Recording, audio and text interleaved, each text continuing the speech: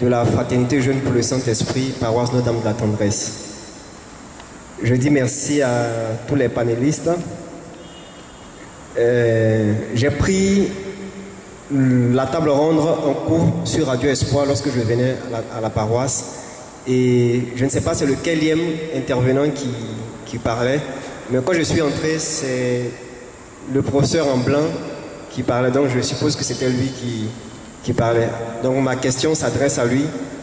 Il a dit que en construisant, en tissant des liens, on construit à petits pas la paix. Et qu'en détruisant les liens de la solitude, on construit à petits pas la paix. Alors, quand j'ai entendu ça, je me suis dit intérieurement, est-ce que ce n'est pas même se vivre ensemble, cette façon de vouloir tisser les liens qui occasionnent des conflits? Moi, j'ai habité dans les cours communes. Et dans la cour commune, puisqu'on vit ensemble, on partage la cour ensemble, il y a toujours des histoires. Et lorsque les parents ont voulu déménager, ils n'ont plus voulu habiter dans les cours communes. Ils ont cherché maintenant des maisons qu'on appelle chacun chez soi. Et quand j'ai grandi, j'ai remarqué effectivement que dans nos quartiers maintenant, quand les gens construisent, même quand c'est des cours communes, on se débrouille pour que chacun ait sa petite cour, pour ne plus que les gens partagent la cour ensemble. Parce que quand on partage la cour ensemble, il y a toujours des palabres. Donc est-ce que construire les liens entre les hommes n'est pas donner l'occasion au conflit d'advenir entre les hommes? Merci. C'est beau. Merci beaucoup. Je crois qu'on va prendre encore... Il y a une autre intervention. Herman, peut-être le micro. Athanase. Je voudrais dire merci pour la rencontre de ce soir. Je voudrais attirer l'attention. D'abord, j'ai été un peu triste, mais par la suite, mon père curé est venu rallumer la flamme. Nous sommes à la veille d'une fête nationale. Mais les panélistes se sont trop évertués à parler de mondialisation. On dit quand il y a une image en Côte d'Ivoire, ça peut se retrouver en Chine. Mais ces mêmes images sont transformées. La mondialisation ne nous apporte que de la misère. La mondialisation ne nous a jamais envoyé la paix. J'ai écouté récemment un chef d'État qui a dit que le monde est en flammes sur les résolutions de l'ONU. Aucun État n'est épargné. Donc, cherchons la paix chez nous ici, là d'abord. Mon fils a dit, quand ils vivent dans des cours communes, qui est censé les unir, c'est plus la désunion. Je vais vous rappeler un fait. J'ai assisté à une rencontre organisée par Justice et Paix. À la fin de cette rencontre, un frère de la paroisse sur la recherche de la paix a déclaré que tant que les gens du Nord ne seront pas respectés, il n'y aura pas de paix en Côte d'Ivoire. Je pense que c'est la dernière rencontre de Justice et Paix auquel j'ai assisté. Et tout à l'heure, mon curé me dit effectivement, voilà qu'on a eu une petite élection là, voilà des morts, des bagarres ici. Et aujourd'hui, nous sommes à la veille d'une fête que nous avons héritée de notre premier président. Qu'est-ce qu'on fait? N'eût été cette petite rencontre-là que nous avons entre nous ici, où nous ne sommes, je ne sais pas combien, mais qu'est-ce que nous faisons pour vivre la paix réelle? C'est la vérité. le Christ dit, je suis la vérité et la vie. Y a-t-il réellement en Côte d'Ivoire, de mon pays, y a-t-il vraiment la justice et là qui nous conduit à la paix? C'est ce que je voulais. Et comme l'abbé, ça fait une semaine, il est venu, il a parlé de peur. Mais nous avons peur. Les WhatsApp nous envoient toujours des messages. Le 27, ça va chauffer. On n'a qu'à payer ceci. Les boutiques sont vidées. Et nous tremblons de tous nos cœurs. Et nous voulons que nos dévanciers, vous qui êtes nos dévanciers, les prêtres, vous puissiez venir apaiser les cœurs les uns et les autres. Il y a trop de mensonges entre nous. Voilà pourquoi il faut laisser de côté la mondialisation. Parlons d'abord, retrouvons la paix entre nous et après nous allons partager avec les autres. Je vous remercie. Merci beaucoup. La troisième personne, je parle le micro. D'accord, on va donner à la dame aussi. Allô? Je m'appelle... chez moi? Oui. Ok. Je m'appelle Madame Kofi. Le 27 mars 1993, Nelson Mandela, qui sortait fraîchement de prison, s'est adressé à la jeunesse sud-africaine à Soweto. Il a dit comme ça: la coexistence fraternelle, la survie de l'humanité réside dans la coexistence fraternelle et non dans le bruit des armes. Et on sait ce que ça a donné. Ici en Côte d'Ivoire, il y a eu une guerre et depuis pratiquement 1990, ou bien depuis les années 2000, on ne fait que la promotion des armes.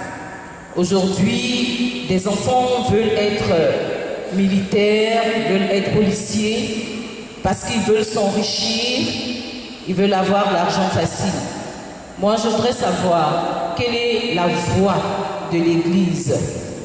Qu'est-ce que l'Église fait pour dresser auprès de nos hommes politiques des portraits à la dimension de Nelson Mandela, afin que, c'est vrai que nous avons besoin de l'armée, mais que plus jamais la promotion des armes ne soit faite.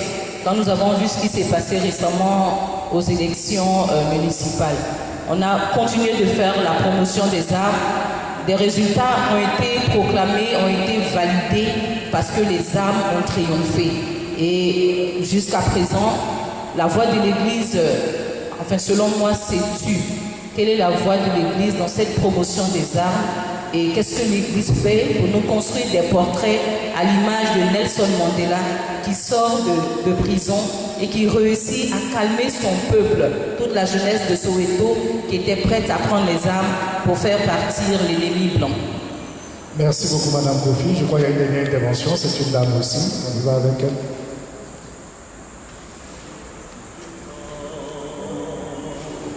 Allô? Merci. Je suis Anna Bano.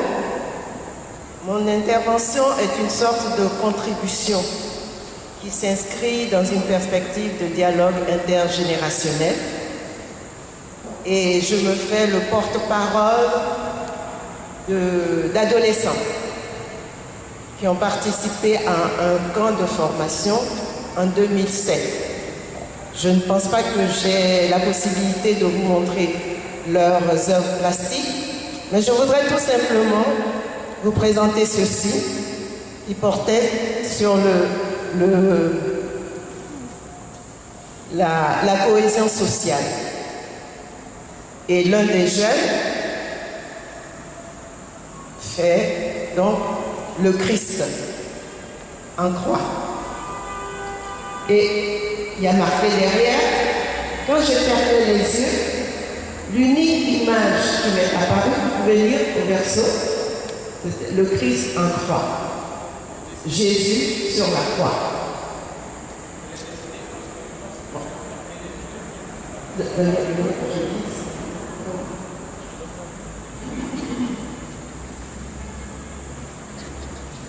Mon dessin représente Jésus sur la croix.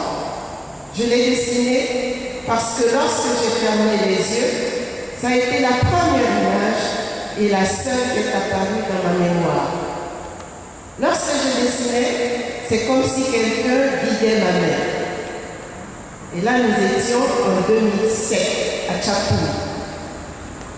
En 2017, alors que j'échangeais avec un prêtre, j'ai demandé au prêtre, Père, retournez le tableau et lisez ce qui est écrit.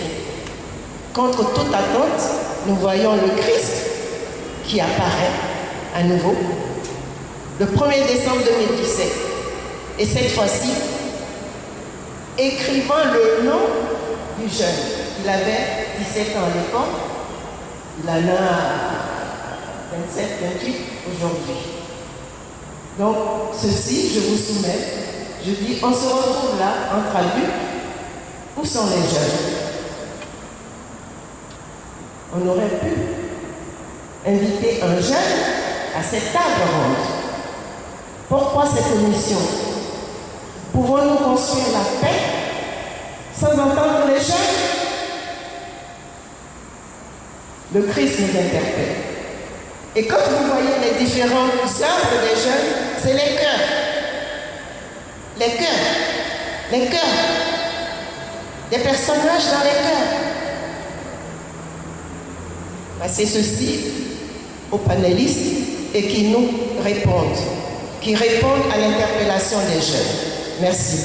Merci madame d'avoir été le porte-parole des jeunes. Merci beaucoup. Nous allons maintenant passer le micro à la table avec nos différents panélistes pour quelques réponses et indications. Les personnes pour la première question, je me demandais pourquoi j'insistais sur le vivre ensemble et non pas sur la réalité de la solitude pour mettre le fer à l'air.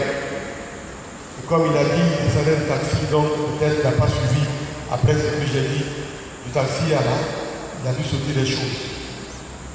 Moi, je définissais le vivre ensemble comme une nécessité unique de l'être en société. Nous sommes nés pour être avec. Personne n'est né pour être seul. Tout homme qui est seul n'est pas. C'est pourquoi il y a un nom. Le nom déjà marque le vivre ensemble. Qui s'appelle Rêve, qui s'appelle Dieu. Nous tous naissons avec un nom pour nous mettre en interrelation avec les autres. C'est la manière d'être avec les autres qui justifie la valeur d'une personne. Ce n'est pas le fait de s'englober dans une maison. Même la famille est le vivre ensemble. La famille est le vivre ensemble. L'église est le vivre ensemble. Il n'y a pas un endroit où il n'y a pas de vivre ensemble. Il y a nécessité de rencontrer, d'ouvrir, de sortir. Tous ceux qui vivent en collision sont dangereux. Et c'est ceux-là qui sont contre la paix. Mon ami, les groupes communes sont constitués de familles. Si toutes les familles vivent la vérité de la communion, du respect de l'autre, de la diversité, quand elles sortent dans la groupe commune, on se respecte les uns et les autres. Quand la vérité du groupe commun devient une vérité de guerre, c'est que la guerre est déjà présente dans les différentes familles qui constituent la groupe commune. Et c'est ça qu'il faut en paix. Nos familles ne sont pas des lieux de paix, parce que là aussi, on ne vit même pas la vérité de la diversité, du respect de l'autre. Qui peut vivre seul? Quand je parlais tout à l'heure, je ne prédisais pas la mondialisation ni la globalisation. Je montrais les éléments de ce que c'est que la globalisation, ce qu'elle nous a apporté comme difficulté, mais aussi comme joie. Tout à l'heure, vous m'entendez qu'il a utilisé le micro. Mais ça, c'est le fait de la mondialisation. Parce que celui qui l'a créé, il ne s'appelle pas Kofi, le micro. Il s'appelle Wanty Chong, je ne sais pas si c'est vrai. Vous dites que nous bénéficions tous de la technologie de la mise ensemble. On s'unit pour être fort. Mais il y a dans l'unité des mesures à prendre. Il y a des valeurs à adopter. Il y a des réalités de la vie humaine qui nous obligent à même être unis, à faire attention à l'autre. On ne peut pas être unis et faire comme on ne voit pas. Vous savez, il y a un tableau qui qui est le tableau de la non-vie. C'est le tableau des 3 singes. Et que vous tous mettez dans votre maison parce que c'est joli, mais il faut l'arracher ce tableau. Parce que le tableau me dit, et c'est bien écrit en haut, pour bien vivre, il ne faut rien voir. Comme le monsieur m'a demandé. Pour bien vivre, il ne faut rien entendre. Pour bien vivre, il ne faut rien dire. Mais quel homme qui peut vivre sans rien voir, sans rien entendre, c'est un cadavre. C'est la honte. Il est seulement un cadavre. Et c'est ça que l'idéal là. Il faut briser ce tableau pour mettre, pour bien vivre, il faut voir. Si tu n'ouvres pas les yeux, tu ne peux pas comprendre la souffrance et la joie des autres. Si tu n'ouvres pas tes oreilles, comment tu peux entendre le cri? Et comment tu peux danser d'ailleurs? Et si tu ne parles pas? Voyez-vous, quand tu ne parles pas, il y a comme un bobo qui ne sait pas exprimer sa joie. Or, devant ce qui est beau, il nous faut parler. La mondialisation, ce n'est pas seulement le fait qu'il y ait des cris de tout ce qu'il y a industrialisation, les sociétés. Mais je pense que grâce à la mondialisation, nous avons un terme que j'ai utilisé qu'on appelle l'interculturalité. C'est la rencontre des cultures, c'est le brassage des cultures. On apprend des Congo, on apprend des musulmans, on apprend des béquets. C'est l'interculturalité où chacun de nous se reçoit de l'autre. Voilà les bienfaits de la mondialisation. Je ne suis pas en train de dire que parce qu'on a les armes, non. Mais je dis qu'on ne peut pas penser la vie aujourd'hui et la penser seule. Il nous faut la penser avec. Et quand on est avec, il nous faut établir ce qui est dit, la bonne conduite, les éléments qui nous permettent à nous tous de nous parler et de nous entendre. Voilà ce que je voulais dire dans la vérité de les liens qui tissent la paix, les liens qui tissent la vie. Et puis, c'est vrai, la vérité est au cœur, la justice est au cœur de tout cela. Et je l'ai dit, vous avez dit que là où il y a inégalité, là où l'école appartient à certains et à d'autres, là où on ne remet pas en situation la facilité pour tous, pour qu'il y ait une cohésion sociale, il y a problème et la paix. Donc je n'ai pas béni une société qui ne vit pas dans la vérité.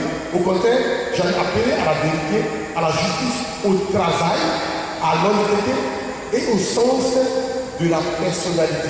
Il faut apprendre à respecter l'homme et à entrevoir en cette personne ce qu'il y a de valeur, ce qu'il y a de bien et ce qu'il y a de bon.